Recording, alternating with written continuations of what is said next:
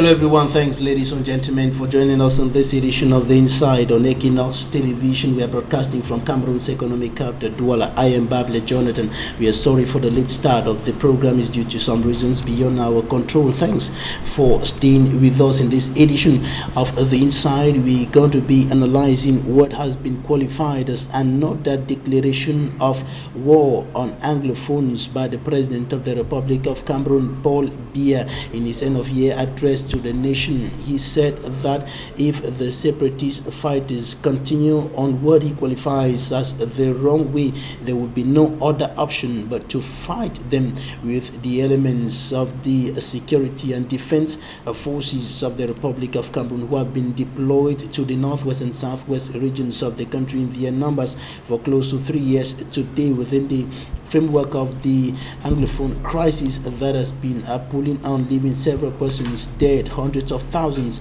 displaced, and hundreds of villages burnt down. The head of state analyzed indicated that there is still a security problem in that part of the country in his end-of-year address to the nation, and highlighted a number of actions that the government has taken this far in order to solve the problem. We'll be taking a look at all of what the head of state said in his end-of-year address to the nation in this edition of The Inside. Meet our guest in some few seconds.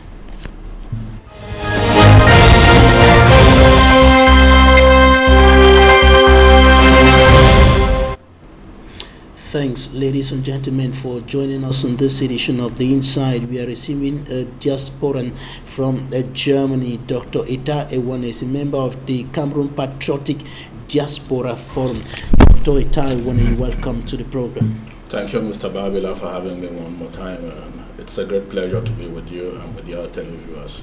All right, as a Cameroonian, when you listen to the head of state on the 31st of December 2019, what are some of the key points, some of the issues that interested you in that address of the nation, to the nation of the President of the Republic? Well, Mr. Babila, I don't know even if I found anything interesting in that speech. For me, the speech was an empty speech. It was empty in terms of content and policy orientations. And I just want to say that the president, when we listen to the president, sometimes we have the impression that this country is being ruled by aliens, people that are completely oblivious of the situation in the country. A policy speech, an end-of-year address to the nation from the president, the supposedly president of the Republic of Cameroon, was supposed to make an evaluation of the previous year and then present policy orientations for the future or for the next coming years. And a policy orientation or policy speech by the president should have clear milestones. And okay, before we go further, I want us to get this thing very clear. You use a term which I want to understand why you're using that term, is supposedly President of the Republic, but he won the October 7, 2018 presidential election, and the results were proclaimed by the Constitutional Council, and he had more than 70% of the vote. So he is the President of the Republic of the country. Why are you using that term? Well, Mr. Babila, you know better than I do that, and I said it before, that Mr. Biya's current term of office is being contested. Of course, the Constitutional Court declared him victorious, and Mr. Kamto is still contesting the results of the elections. Well, we can go on the basis of the results proclaimed by the Constitutional Court that he is the President of the Republic. But after listening to him, he didn't give us that impression that he was taking the problems of the Cameroonian people, and especially the problems of the people of the Northwest and Southwest, seriously. That's why I say his speech was empty. It did not address the problems. His speech highlighted a wide range of issues concerning the socio-economic, political, and security life of the nation as far as the year 2019 is concerned, issues concerning the economic growth of the country, the social life of the country, the citizens, and of course the security and the socio-political challenges affecting the country, both in the northwest and southwest regions of the country, and also up north with the Boko Haram atrocities or the Boko Haram attacks, and even down east or down south with the attacks, sporadic incursions of Selika rebels from the Central African Republic. Why do you say that his speech was empty? Mr. Babila, it was empty because it did not meet the aspirations or the expectations of the Cameroonian people, and especially the afflicted people in the crisis regions. Now, this is a president of a country that is facing numerous crises. You mentioned the crisis with the Boko Haram in the north, the crisis in the east of Cameroon, the two Anglophone regions, and the president offers what I call very superficial solutions to serious problems. I mean, he did not, from my perspective and the understanding of the situation, he simply did not address the issue. I just told you, I just came from Bangan, which is one of the afflicted areas in the country. And the most affected areas. And people are still living their lives in fear. What did you see there? Of course, you still find the military patrols, the military presence, and with a president who sends threats to the people, of course, the people can no longer trust the military because they got the threats from someone who is the supreme commander of the army, of the Cameroon Armed Forces. He sends threats to the people. A president is supposed to, Mr. Biya is sitting on a high horse and believing that he cannot negotiate with the people of the southern Cameroons. Now, before what you are qualifying as a threat, or which other people qualify as another declaration of war on the Anglophones after the statement which he made upon his return from Ivory Coast something like 2 years ago. And before that, he highlighted a number of actions, a number of decisions, measures that government has taken this far, notably with the major national dialogue that was organized in Yaoundé, the recommendations and the implementation already on the way with the decentralization code and special status bill voted in parliament, adopted in parliament, and promulgated into law by himself. When you look at all of these things, are they not actions that were supposed to have brought an end to the killings, the destruction of properties, and the atrocities still being committed in the northwest and southwest regions today? Mr. Babila, is it sufficient for a head of state to grant a special status after following official statistics, after over 3,000 of his own citizens have been killed, after over 700 soldiers have perished in conflict, and the president comes up to grant a special status? I said it again, as a president, he is a crisis manager. He's not visited any of these regions to give the people confidence that he cares about them. A simple visit of Mr. Biya to one of these regions would have had a great impact by restoring confidence in the people that someone they voted for as their head of state truly cares about their problems. He sits in his comfort at the Etudi Palace and makes declarations that sometimes, when you talk about the special status, personally I take offense in that because I see nothing special in that status. But whatever you find in there, these are things that have been existing in the southern Cameroons. I mean, the Anglophone system of education has never disappeared.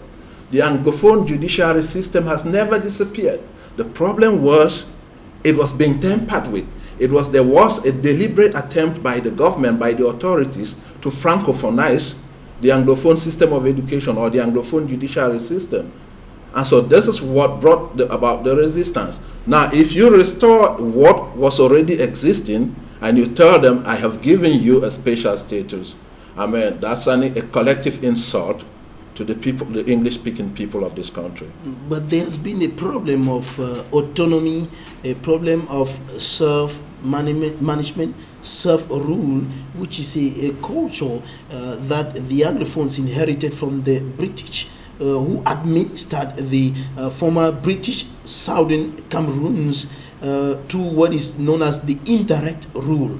And this has been one of the issues at the center of the crisis, notably with regards to the form of the state and things like that. And now the head of state says, I am granting this special status, I am going to implement this special status so that you can manage your affairs, you can have some degree of autonomy that existed before, notably during the federal system.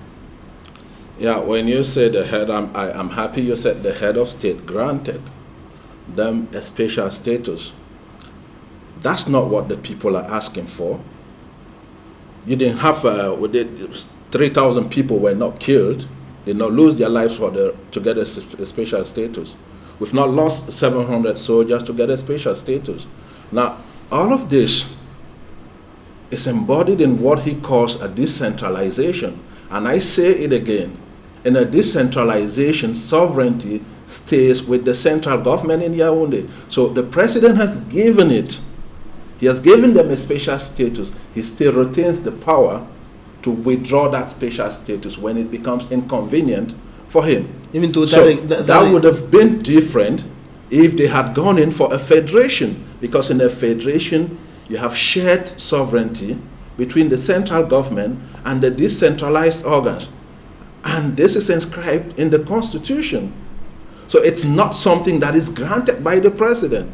Of course, we cannot be living at the mercy of the president. So if he gets up happy from his bed in the morning, he grants us one thing. If he gets angry the next day, he withdraws it. The people of the Southwest and the Northwest are not property to Mr. Biya. They are not property. These are sovereign people, and they are asking for what rightly belongs to them. And that's why I say that Mr. Biya is playing with fire. Now, the Decentralization Code and Special Status Bill was adopted by Parliament and promulgated into law by the head of state. What is going to be the possible impact of its implementation on the ground? Is it going to, can it possibly push thoughts return to peace and normalcy in those two regions? Well, I don't see that happening anytime soon. Of course, we all pray for the return of peace. We all wish to see our people happy again. So when I go to my village and I see people living in desperation, people living constantly in fear, in what they call their own country, I feel deeply hurt in me. So I am also eager, I'm anxious, and I'm ready to put whatever I have to ensure that peace returns to the Northwest and the Southwest regions. But honestly, Mr. Biya has to take these people seriously and listen to the people. The people of the Southwest, through various media, have sent out recommendations. Various groups have made recommendations to the government. And these are recommendations that truly meet the aspirations of the people. So giving them a special status is not going to erase the anger that is in the people right now, because they believe they will still be ruled with a heavy hand from Yaoundé. Dr. Itai, when we look at some of those recommendations from Anglophones in a short while, time for us to take a look at what the newspapers reported this week, the press review by Immaculate Fogwe.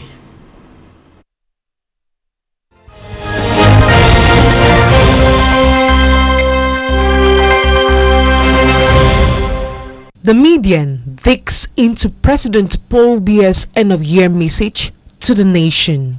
The Sun: Biya wants separatist fighters to drop down their arms or face the wrath of the military. According to the Chronicle Times, a new Cameroon in the year 2020 has been announced by President Paul Biya. The Guardian Post reports about the warring figures between the government of Cameroon and the United Nations Organization. According to the Herald Tribune, President Paul Biya and wife donate 100 trucks loaded with humanitarian assistance for internally displaced persons in the Northwest and Southwest regions.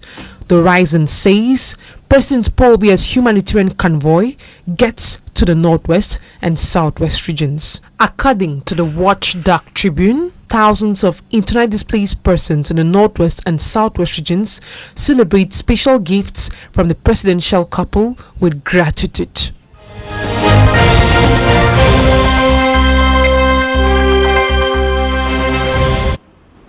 Thanks, Immaculate Fogue, for the press review. Dr. ETA, a member of the Cameroon Patriotic Diaspora Forum, 100 trucks loaded with humanitarian aid to the northwest and southwest regions of the country. Does that speak to you? This is a joke of the century. The people in the northwest and the southwest regions were never hungry. They never asked for food. They have enough food is being produced in these regions. There was never a food crisis in that region. The crisis there has been provoked by the actions of the Biya regime.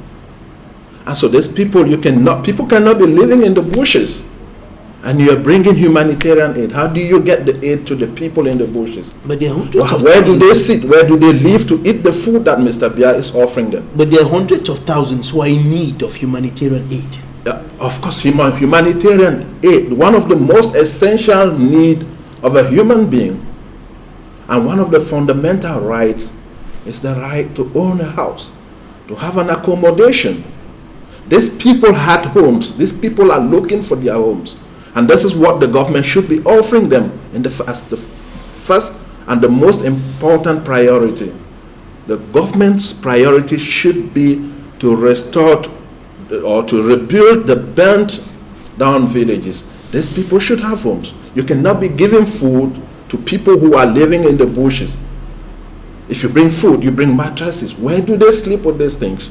And talking Where about do they eat the food that you provide to them? The reconstruction plan of the northwest and southwest regions of the country, government is extending a hand towards its partners, its international partners, friendly nations to help in the reconstruction process. But the head of state did not mention this in his end of year address to the nation. He did not give any clear kind of calendar on how this is going to be done and so on. Yeah, and this is why I said it's a joke of the century. Of course, Mr. Biya has an attitude of addressing serious issues using very superficial means, superficial methods. I mean, the most urgent need of the people, the displaced people, is accommodation.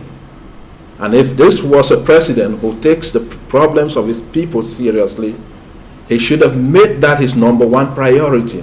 He shouldn't wait on the international partners for him to start reconstructing these villages, to start rebuilding. They have enough resources. We heard, I read something in the newspapers. The government allocating a budget of 1.4 billion to buy drinks for Christmas celebration. Come on, where are we? And you have thousands, millions of Cameroonians living in the bushes. Of course, these people have a right to say they are not Cameroonians, because they are not treated as such by the number one personality in this country. These people need to be resettled.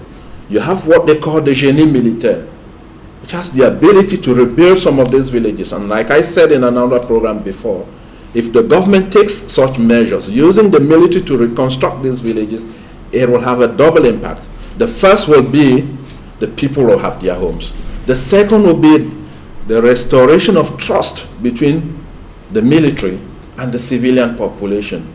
And before that happens, the head of state is determined to restore normalcy in those two regions, no matter the way or the strategy that will be implemented. Peace and normalcy must be restored. The separatist activities must be brought to an end, and this is why the head of state said those who will continue in what he qualifies as the wrong way, there will be no other option but to fight them. And this has been interpreted as another declaration of war on Anglophones. Is it really a declaration of war? It is a declaration of war, and this is a Machiavellic approach of asserting your authority, your legitimacy. He wants to do it by obligation. But I think I have a bad news for Mr. Biya and his regime, and the military as well. Because I said it before, no military, no matter the level of its level of sophistication, can never win an asymmetric war. You can fight with all modern technologies. You can use drones, but you will never succeed in winning such a war, especially when the will of the people is not broken. And I see it in the Northwest and the Southwest regions, and you see it also, you watch images on social media. The will of the Amba fighters is still very strong and alive, and they are determined. I mean, people who have made the ultimate sacrifice, have accepted to make the ultimate sacrifice of spilling their own blood for the restoration of the independence of their own country. These are people you cannot defeat using military means. Mr. Biya has to step down from this high horse and prioritize dialogue, prioritize negotiation. I have heard quite often on various television channels in Cameroon, people who call themselves intellectuals, who are closely linked to the government in place, saying the government does not negotiate with terrorists. You can qualify them as terrorists if you want. But the definition of a terrorist itself is quite controversial. Okay? So you qualify them as terrorists and you don't want to negotiate with them, but I'm saying the most powerful nation in the world right now is negotiating with the Taliban. The Colombian government fought the FARC rebels for decades and finally resorted to negotiations. After losing so many lives, spending billions of dollars in fight in war, but they came to the final conclusion that they were never going to win this war using military means. Mr. Biya, I say it, has to step down from his high horse and know that he is a servant of the people of Cameroon. The people are his employer, and he has to work to meet the aspirations of the people.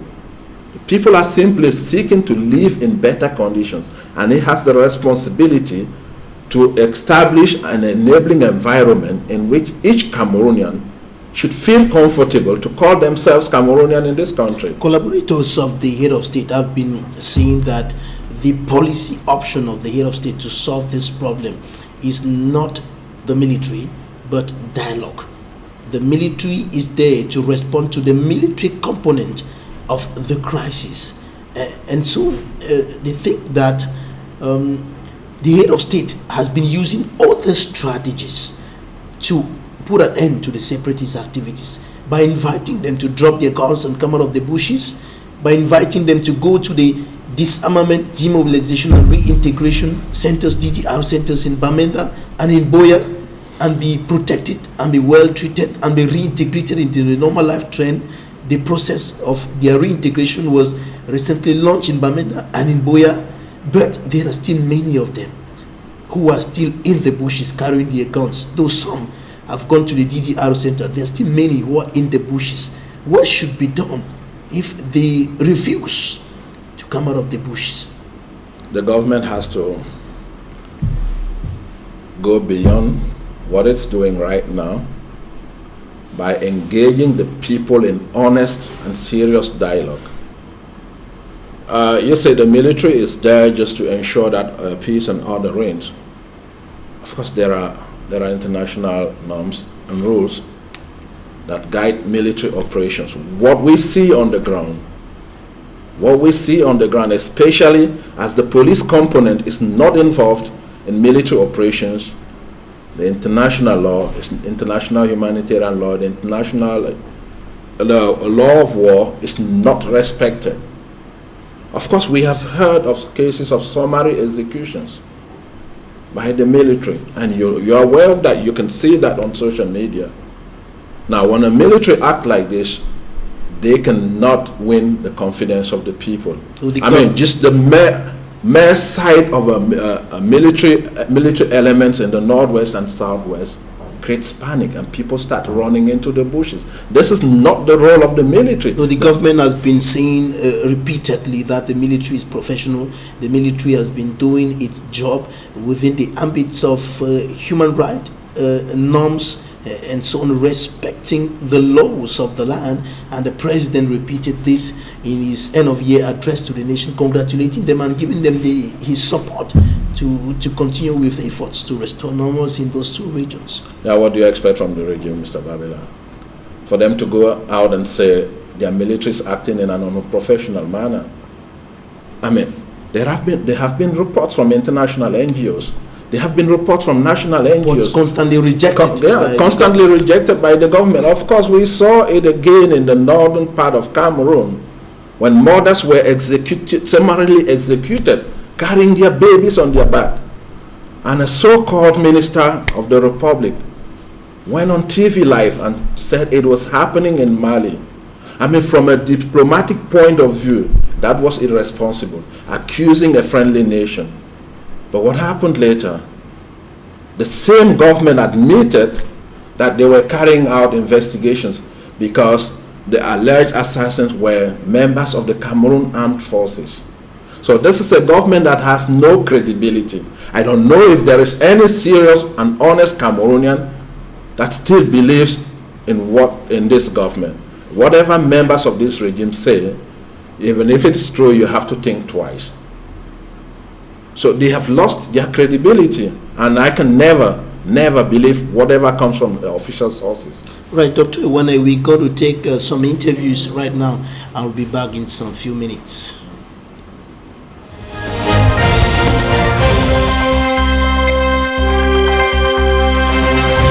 He said, last year we went through the same circumstances with renewed security concerns. But I did not hear him address those security concerns as a father, thinking of the people that are going through that. The people cannot be in the bushes fighting. There's general destruction of properties. Targeted destruction, not destroying everybody. Because what I can tell you very frankly here is that the SDF is the main target. I've been abducted several times. My family's been abducted. My compound in town set on fire, we quenched it. In the village, they set the compound on fire. Everything got burnt down to ashes. The Vice President of the Assembly, Honorable Madam's compound in Batibel raised down to ashes. The Mayor of Kumbo, his house at the square burnt. The electoral district chairman of Kumbo, who is going in as a parliamentarian in place of late Banazin, they burnt his house. They've abducted so many SDF people and people on the SDF list. And when he talks of the security concern, we should feel that all these things have been addressed. Cameroonians in general are protected. But if it's proven to me now that the protection is lopsided, it's the CPDM people that they're protecting, and the ministers and the governors, they have to go in armored cars. So I put a big question mark on those security concerns, which he says that they are satisfactory. I regret to say that he's very absent and is not in touch with his people on the field to know exactly what is happening. I want to regret to say that I'm almost an IDP in Yaoundé, because this is the first time I'm spending Christmas outside that small village of Babatu. This time we have seen our head of state speaking as the father of the land of Cameroon.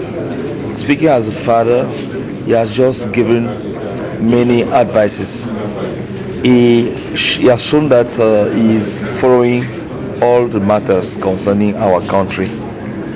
The economical growth is on the way, but he noticed that that economical growth cannot go without tackling the problem of Northwest and Southwest.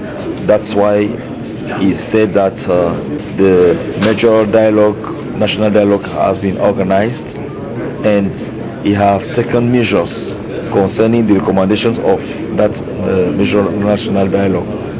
That's why we have today a special status given to the two regions, and also with the coming elections, we are going to see how the decentralization process is going to have an acceleration.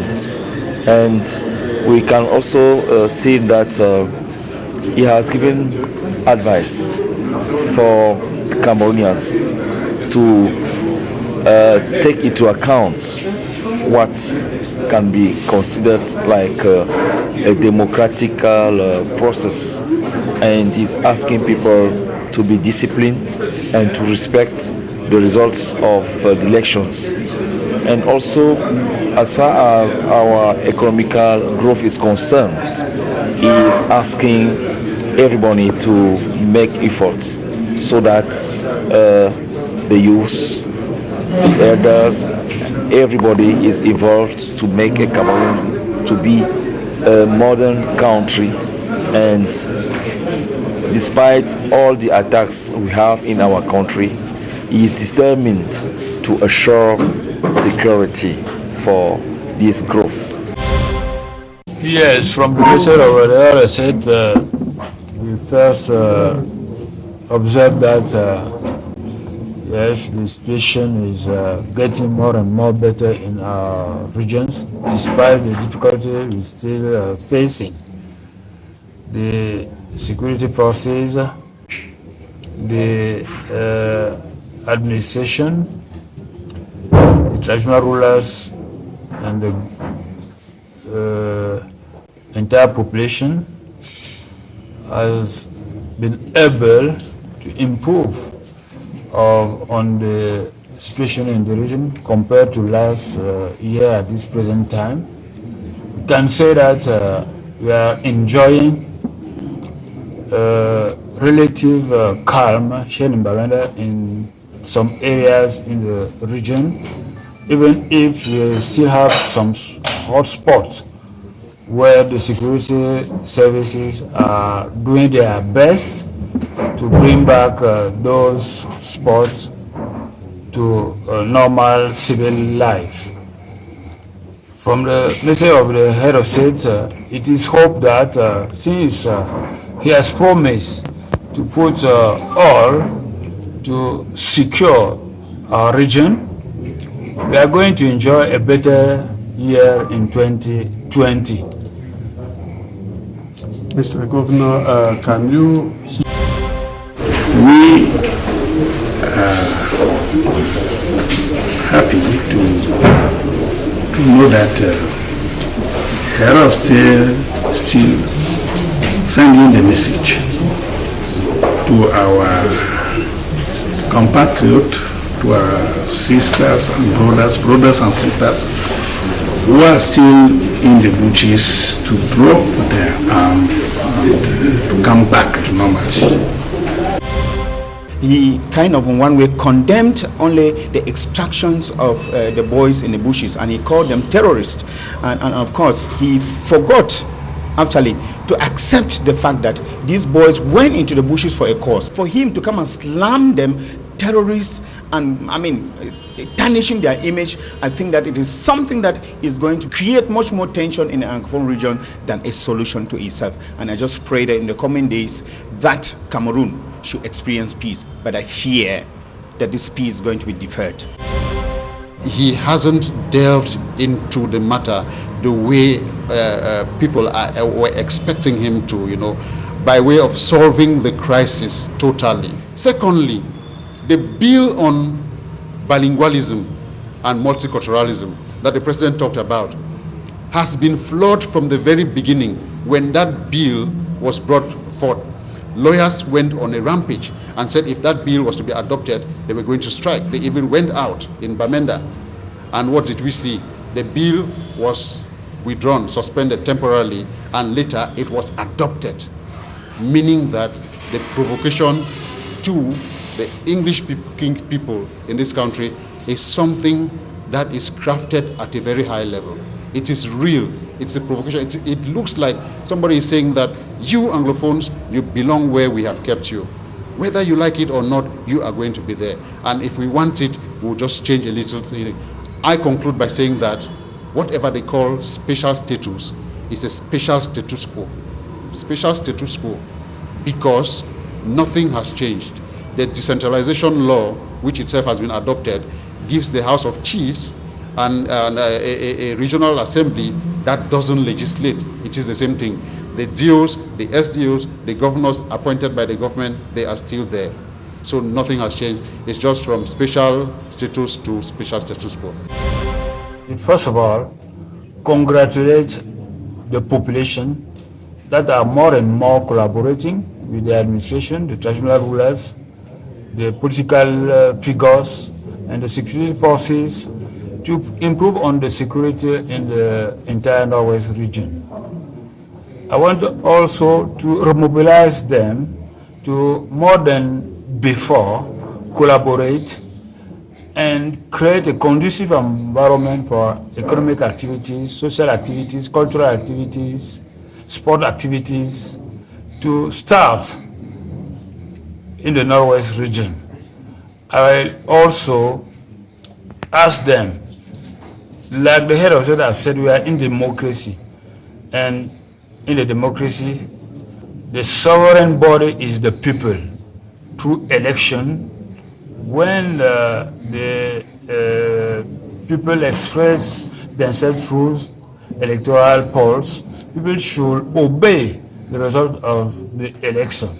I'm therefore appealing that since it is only through election that we can implement the special status that has been offered to us by the head of state, they should mobilize themselves, those that are registered in the electoral list, to participate in the electoral process to elect new MPs, new municipal council, and later on create a conducive environment for us to take ownership of the special statute by electing our regional councillor that will also elect the head of that council that will fully implement the special status, both in the various domains. And you have heard the head of state insisting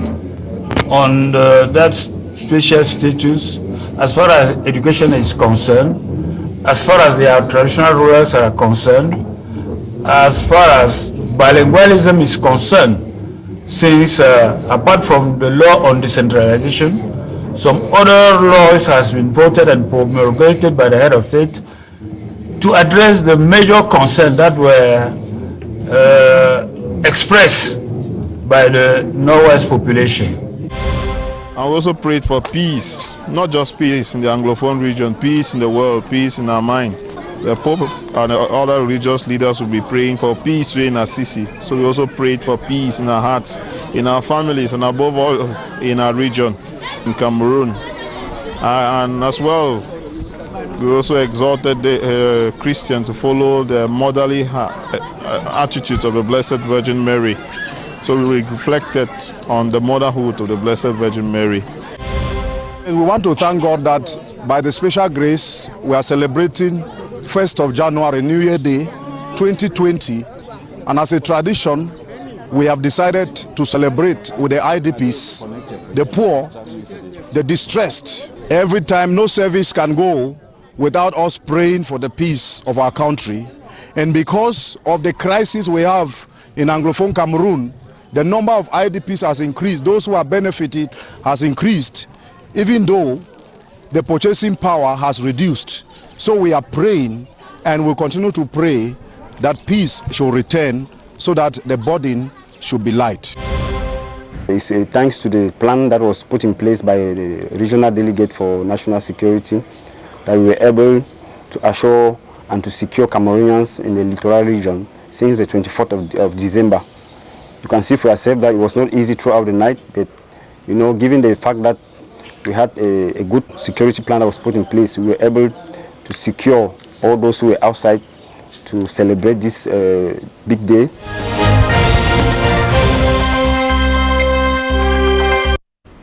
Thanks, ladies and gentlemen, for staying with us. Dr. ETA EKWAME, we're going to wrap up this edition of The Inside with a reaction, your reaction on what the head of state said concerning the diaspora. He said that he talked about the diaspora that is trying to destabilize the country or attacking his personality. He never talked about the issue of dual nationality and an institution that you of the diaspora are requesting that it should be put in place to manage issues of the diaspora. We are rounding up in some few seconds. Yeah, I think Mr. Biya has always chosen the path of confrontation with the diaspora. I mean, the diaspora is quite patriotic. This is one thing I can assure you about the Cameroonian diaspora.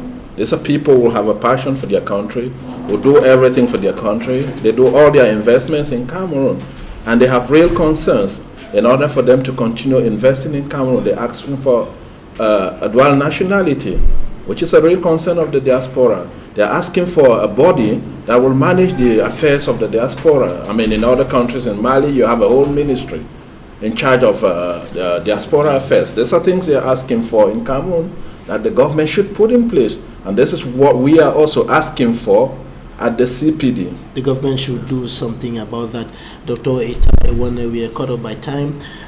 Thanks so much for accepting to be our guest in this edition of The Inside, and safe journey back to Germany. Mr. Babila, thank you so much for the time. It was a great pleasure being with you. Happy and New I Year. look forward to more such interviews with you. Thank you. Happy New Year to you as well. Thank you. Thanks, ladies and gentlemen, for staying with us in this edition of The Inside. Happy New Year 2020. Goodbye.